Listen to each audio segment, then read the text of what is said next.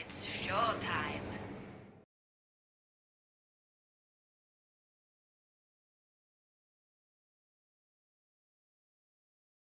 Yep. Hello guys and welcome back. You're watching match 1 of the STPL Day 2. We just had NaS take a 3-0 victory over aSh. We're going to be heading into the 4th game though to see if aSh can gain a little bit of pride back in the series. Yeah, kind of excited to see game number 3, or game number 4 rather. I think that this one could be the most even one of the night. Every other game has seemed kind of mismatchy, so not going to call it too soon, but I definitely think that this could be, like you said, the opportunity for aSh to kind of win one game to give fans false hope. Wow, that's harsh. Like, that sounds is that It's harsh? mostly just a meme, but I mean, that's the kind of the best that they can do at this point, right? It Yeah. sucks to lose 3 games, but I'm glad that you do have to play the 4th to, kind of win a Pyrrhic victory. Yeah, so let's have a look at who these two players are going to be. For NaS, we're going to have battousai. Now, battousai did a pretty good job in round 1. Round 2, he did go 1 win, 3 losses though, so not the best player on his team, of course, but when you're on a team with Eonta, Terra, and Dragon, that's a little bit hard to do. But of course, he is going to be up here against his opponent for aSh. This is a new guy for aSh. I believe he may have been in the clan for a while, but hasn't played in STPL so far, joining here for round 3 on their roster. So this is once again another sort of unknown entity, as it were, going into aSh. So kind of interested to see how he's going to be doing against battousai in this CVP. And they're going to be playing on Benzene. Now, Protoss have a little bit of an advantage so far in the STPL stats, but they don't really mean too much, given the sort of skill levels vary and everything. But it should be kind of cool to see how their game goes on this 2-player map. Yeah, 2-player map obviously opens up a host of aggressive early game possibilities, so we'll see if any of those come into play, especially when you've already kind of lost the series. That can be a way to just kind of steal back a win right at the very end. Yeah, so let's actually move on into the game, and let's see how SuperCyan does against battousai.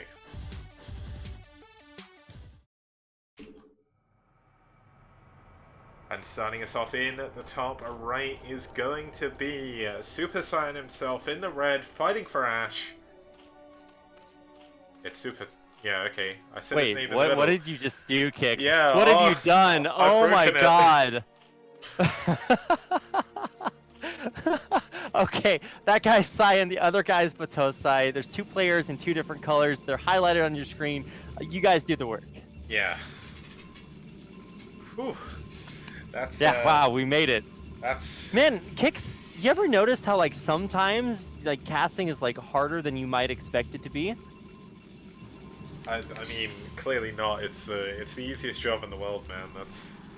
No. I mean, it actually is the easiest job. It's so easy that everybody's just chomping at the bit, as it were.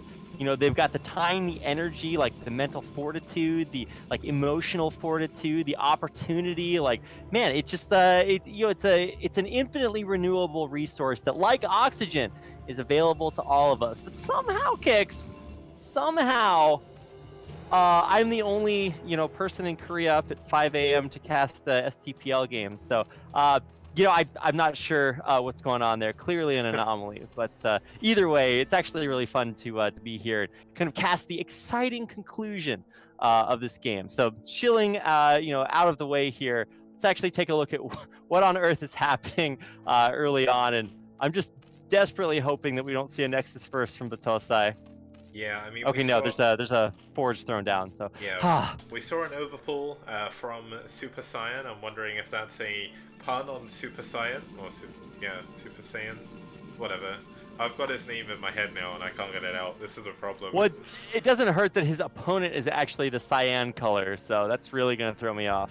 Yeah, but here we go. Looks like the probe is going to block his way into the hatchery, so going to make it very annoying for SuperCyan to try and expand. But oh, that No, no. Okay, well, battousai doing the utmost there, and it's 2 idle drones versus the pylon that's gaining health. Not a fair fight. Yeah, not a fair fight. We do have a cannon coming here back at home as well. Knows he doesn't need 2 cannons, so he's just going to stick with 1 and go into his Nexus, which should be coming up in just a second. There we go. He does get the hatchery up though, but also doesn't manage to get the second block. Yeah, it's kind of uncharacteristic. It's a full health probe with full shield, so you can actually take a few hits and be a little bit more annoying. But yeah, hatchery coming up, not actually that delayed. Obviously, it's still annoying. Gonna throw your timings off a little bit, but I mean, for all intents and purposes, battousai kind of knows he's not gonna have anything to worry about for the next couple minutes. Yeah, keeping this probe alive very, very important though. You need to know exactly what your Zerg opponent's doing. And I mean, Cyan's Zergling micro hasn't been that bad so far at trapping the probe. I mean, the probe is still running around, but probes are very, very, very quick until you can get Zergling speed. So this is kind of expected, but also with a little bit of a miss micro there, leaving his probe idle for just a second, allowing the Zerglings to get some extra damage in. Extra damage, but I mean, at the end of the day, it's like, you know, probe shields. Oh no. Yeah. And he does have actually pretty good probe control, keeping it alive past the 3.5 minute mark. So that's kind of my litmus test. Yeah, and nothing should look too out of the ordinary here, right? He sees the lair timing, and so we'll know to prepare for that. But he's getting his base up back at home. He's got 2 cannons even, so kind of, you know, super solid against anything that, you know, SuperCyan would be throwing his way. Yeah, no, Cyan in the red, of course, building his third hatchery at the mineral only, so not opting to go for the bottom right, which we've seen players do in the show match series the previous 2 weeks of STPL. They were show matches leading up to round 3, but what will this mean? I mean, it looks like the second probe has been caught by Cyan, so that's a big pick-off for him, but also doesn't actually know about the third hatchery yet. And behind this, we could see, I mean, we're going to see a lair, so it really could be anything from here. Could be anything from here. Well, Kicks, that obviously means that you have missed the subtle nuances that, you know, everybody else is noticing that tell them exactly what's going on here. But you are right. Indeed, there does exist flexibility within, you know, builds in Brood War that do give them the ability to go in multiple directions. So it is at this point where we await the moment that will tell us which direction we are going here. And it does look like with the Spire on the way, we could see something similar to what we had in the last game, where you try to snipe the first Corsair with Scourge and go mutas after that. But I don't actually see that very commonly. So I would imagine that, although there's a Evo chamber coming down here as well. Yeah, so it's likely we're going to see an Evo chamber, we're going to see another couple of hatcheries as well behind this, and he's going to be going into a more macro-oriented style. This is a very easy map to split against Protoss and Terran, and vice versa and whatnot, but we are going to see a lot of drones coming in at all 3 of the hatcheries right now, and there we go, the 4th hatchery being added on at the front to help create part of a wall. Yeah, and most likely a 5th coming down at the 3rd. Kind of a similar setup as we had in what was it, game 2? I want to say. It eludes me, but yeah, there should be another one coming down here just momentarily. As soon as he's done maxing out on as many drones as he could possibly build. Yeah, and it looks like battousai is taking a leaf out of Bal's book from the last game. Going to build the single Corsair. First of all, going to go scout with it. Not adding on a second one, so we're not going to see sort of the Neo Bisu style. We do see +1 attack coming in for the Corsairs though, so kind of interesting that he's not already adding on the second one, but I guess he's saving up a lot of his money for a few extra gateways. Citadel of a dude, going to be in that leg speed as soon as humanly possible, I'd imagine. And there we go, we do see the second Corsair coming in. Yeah, and of course +1 on the way as well. It looks like he is going to actually commit a little bit more to that heavy air control. sets up for either DTs later on, but it looks like +1 Zealot legs is kind of the way to go, or at least the way that battousai wants to play this. Runs the first Corsair back, and there's a second one out here, so with a cannon, they should be pretty safe from those Scourge. But that will give them a little bit of vision, scouting information, so that SuperCyan knows what's going on. Yeah, now we've got 5th hatchery coming in with the Hydralisk Den, so nothing too crazy from Cyan, but he looks like he feels confident enough to go into a long game. We don't see anything like a 3-hatch Hydra bust or anything like that, and that really does say a lot about the players. Now, battousai obviously a little bit more of a well-known name. I'm fairly certain that they may have played each other previously, or the teams have at least played each other, NaS and aSh in the BWCL. So we could have seen Cyan in there, but I haven't really followed that too much. So they may know a little bit about each other. At least you'll be able to see the VODs of when battousai's played, because I know he's one of their biggest players for NaS. Comes out for STPL quite a lot, does play in the BWCL a lot as well. So there's going to be a little bit more information to really work on. And to take all of that information in and still opt to go for macro game, it takes a lot of confidence.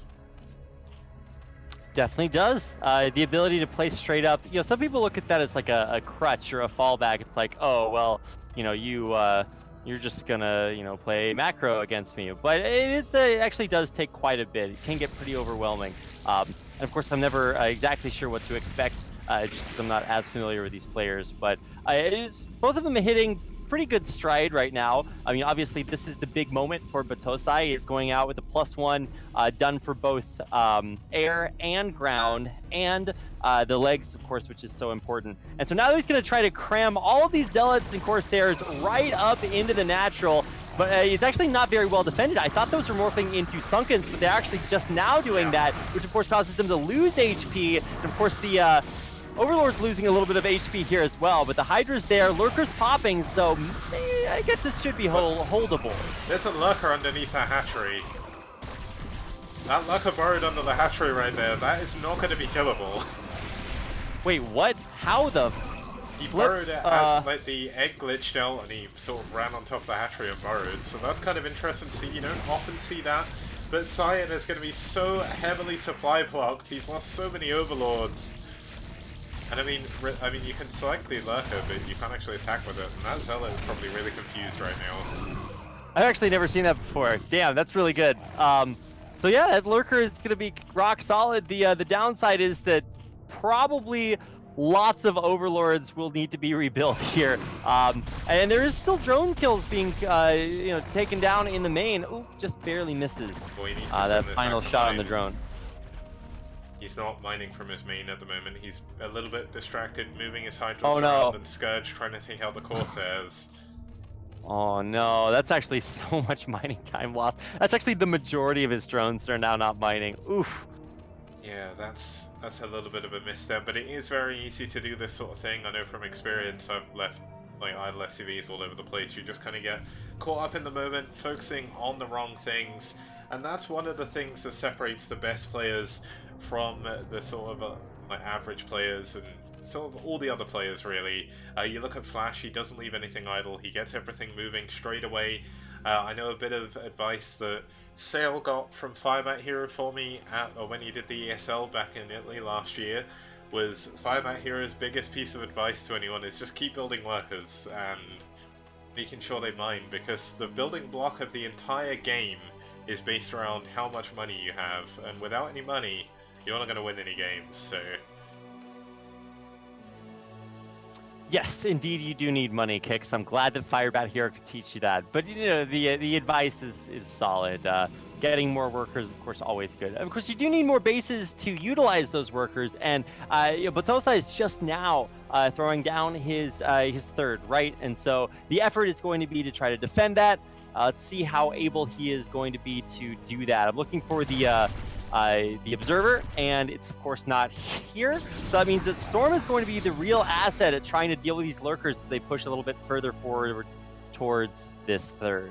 Unlike in the last game, in game 1 even, where we saw 1 million High Templar with Storm, we don't actually see that many High Templar right now. There's only 2. He doesn't have the Storm upgrade either, so the maximum amount he's going to have on each of the High Templar is going to be 2 Storms. and we actually see a lot of Overlords heading towards the middle of the map. I believe Overlord speed is just about to kick in. There we go. Now, is he going to go for Overlord drop behind this? Dropping in the main can be very, very powerful. We saw that in day 1 in the FBW, I think, game. Wait, did we see FBW? I don't think we did. I think it was Net Wars. It was the Net Wars game. Someone did a massive, massive drop. But here we go. Looks like we're going to have SuperCyan adding on a lot of Hydros behind this. His macro finally starting to kick back in after having to rebuild all of his Overlords.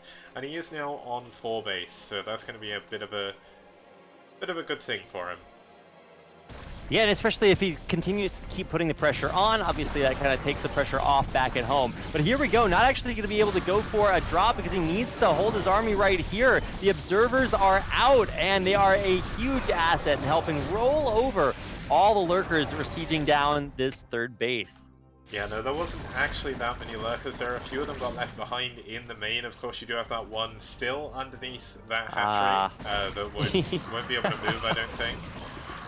But it's kind of funny how we can select it by boxing it, but I think if you're playing, you probably can't. And I mean, it's possible he's even forgotten it's there.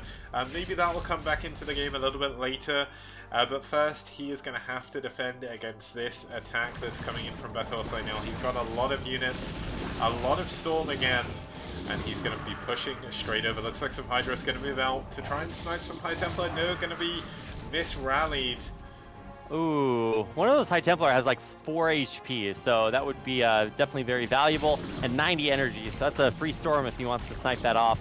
But not actually able to, and this is a lot of production being sieged right now. Are there any lurkers here or anything really to contain this? The answer is, I mean, not really. A bunch of Lings hatch, but I don't actually even think that those will be very successful. Finally, Hydra's moving down. The High Templar, though. He gets it with the Lings, so that's going to be a big thing for him. The Storm is going to be the one thing that can take down these Hydralists. I mean, this is a lot of units from battousai still, but nice Storm dodge. Yeah, and realistically, that's the only Storm that's part of this army. I mean, granted, there's an Archon, so you still have that. But these, the High Templar kind of moving across the map, kind of unprotected, does worry me. Mostly just because, oh wow, he actually morphs them into an Archon. Both of those actually had Storm energy, or close to it, so he is really committed to making these Archons work. Yeah, I think he's a little bit worried about what units are going to be coming in. He knows there's a Spire behind this. He doesn't have an Observer sort of to see what's really going on in the Zerg bases. We see a 7th and 8th hatchery being added on to the 4th base as well. So battousai is on a little bit of a ticking clock, even though battousai does, of course, have that supply lead. He's going to have to push through some very narrow chokes to really do any damage. And I mean, if SuperCyan can hold on long enough, the macro machine of Zerg will finally start to kick in, but it looks like battousai wants to pull the trigger. Yeah, he does not want that macro machine to kick in. Now, the problem for battousai is that, I mean, ramps are just difficult to get through. Not only because Dragoons do Dragoon things, but the lurkers are just make it really hard to move in a straight line straight towards them. So that's a great spot for SuperCyan to hold, and it means that potentially battousai will have to find another avenue of attack. I mean, Storms are a great way to break across ramps, but actually now SuperCyan is on the other side, so kind of bringing the fight here, and with Storms now coming out, actually really good, taking out quite a few of the Hydras.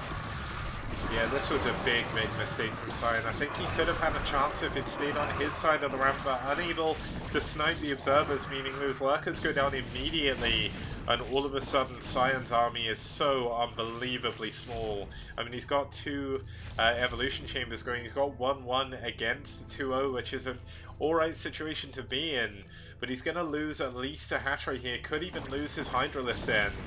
And when he loses Hydralist then, what's he going to build to save himself? I don't know, Kix. This is 8 gates being rallied across the map right now with nothing really in their way to stop them. And so if you just look at the damage that's being done, I think this is too much. There is cracklings though. At least I think they have cracks now. That's true. Yeah, but I mean, wait until these reinforcements kick in. We've got a bunch of zealots to tank the cracklings. I don't know. He's rallying a lot of Hydras just into their deaths. Ugh. I think this is still going to go pretty well for battousai. He has a couple of High Templar that he could turn into an Archon if he wants to once they get there. Yeah, the thing is, he probably wants to keep them as high tempo right now. With Cracklings coming in, he's going to require Storm. I mean, battousai's army isn't that big right now, and as long as Cyan can get enough units back at home, maybe he can hold on. Looks like a single Corsair with 8 kills has found its way into an Overlord farm. And that is going to give way for the Dragoons and the Zealots to move in down here. There's not that much here to defend. There is a few Hydralisks coming in. But it looks like the 4th base may eventually fall down. Yeah, one thing that was a little bit interesting to watch is that battousai was like pushing in and holding that position, but he wasn't actually able to kill a whole lot of like meaningful, structures. Now he is actually able to do that, right on top of 3 hatcheries.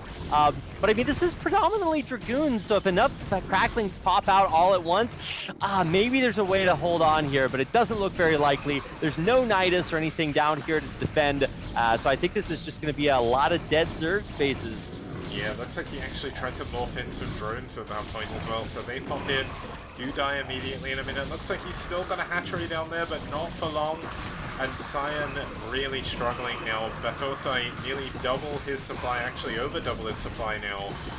And I mean, he's trying to morph in Sunkens, trying to hold on to this base in any way he can. And I mean, there are a lot of Cracklings coming in behind this. He does have 2-1 upgrades. Eventually going to be 3-1, but whether or not he lives that long is going to be a problem because we see Protoss is now up to a 3rd gas. I mean, 3rd gas and more importantly, a 4th base. And I think at this point, I mean, battousai can sit on these bases for just a while. Anytime I see Protoss players be up a base over Zerg, I'm just like, something went wrong here. And of course, that is the bottom right being destroyed. So now, if battousai just pulls back and holds on, I think he's just going to be in such a fantastic position. He'll be able to complete even more upgrades, and I don't even know what Cyan's going to try to do. He's getting Ensnare for Queens and Plague for Defilers, so he's going to go into like maximum, like he's going to put on his robe and wizard hat, if you will.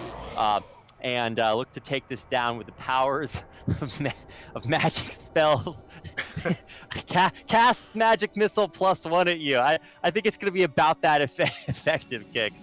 You know, one problem that Cyan has is, of course, he can rely on energy-based units to maybe try and come back. battousai is pulled fully back, so that is going to allow Cyan to rebuild the hatchery. But he's mining out of his 3 bases. The 3rd base nearly got entirely. The natural very, very close to going as well. So this is very few minerals left for Cyan on the map. So he is going to have to make this 4th base work, and he is going to be up against the 5th base Protoss. Yeah, oof, man, just saying that sentence, 5th base Protoss, already makes you know that either the map is split and we're going to go long, or Protoss has a big advantage. And in this case, it is the latter, still doubling up his opponent in units. Now, one thing I was watching is how much of the supply of Protoss is in probes, and the answer is actually quite a lot. He's got full saturation on 4 bases, which means he actually has too many probes and a bunch of idle ones in his main. So that's a lot, and maybe that makes the supply a little bit deceptive. But there's just a huge army there as well because he just has such a huge advantage. So let's not overstate that difference. Yeah, no, it looks like this could be the way the cookie crumbles. Instead, does go down, but there's not even that many units here from Cyan to make use of it. Doesn't have a defiler here for Plague either. I don't think he could ever really afford one. Doesn't have any defilers? No, I guess he doesn't. Wow. That one definitely feels bad. But I mean, the snare's kind of valuable. It just doesn't give him the advantage he needs because you need actual units to make use of the ensnare. Now, the one thing that surprises me is where is the supply from Cyan? He doesn't have that many drones. I mean, there's the Lurker again. The Lurker's being killed by oh wow, the Lurker actually got killed by a Zealot. The Zealot could punch the Lurker underneath the hatchery. What the hell? I mean, if the Zealot didn't kill it, the Archon Splash would have when it hit the hatchery. So it was going to die anyway. But, there's I like the ensnares. The re-ensnare. Yeah, I like the ensnares, I must admit. Ensnare looks really cool in StarCraft Remastered. 3-1 upgrades have finished. But realistically, it looks like SuperCyan's finished as well. I mean, he's processing his loss just at the moment. He's going to lose his Evolution Chambers. Needs to cancel that upgrade on that one if he wants to save his money. But looks like his That's where his supply is rapid. He's going for a big all-in counter drop. He has got Overlords full up the wazoo, down to the bottom left, heading into the main. But he has to push through so many cannons to ever think about coming back in this game with that drop. Yeah, what is really the best case scenario here? I mean, let's never underestimate Crackling's kicks. Okay, that's the first cardinal offense. Yeah. There is a high Templar back here, but there's not enough energy for Storm. So, I mean, maybe this is the dream, right? I mean, the Defiler's going to help him kill all of these Dragoons. So, yeah, the Protoss base is going to die. Yeah, the Protoss main's going to go down at least. And I mean, Cracklings just do so much damage to buildings. It's almost insane. It is absurd. I don't know who at Blizzard thought this was a cool idea, but they were like, you know what would be really cool? What if we just gave Zerglings an upgrade that made them attack faster than anything else in the game? And that's it. That is the result of that. But battousai is pulling back. He's not going for the other bases. He thinks that there's more than there is.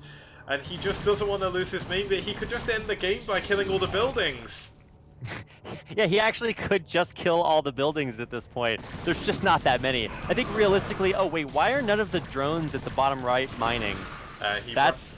Yeah, he right-clicked them over there, not but great. he's focusing a lot on this attack. But it looks like this Alex has cleaned everything up. 3-1 has completed for our Protoss player. And with that goes the last units, and aSh's chances of winning a game in this series is going to be a 4-0 victory for NaS. Yeah.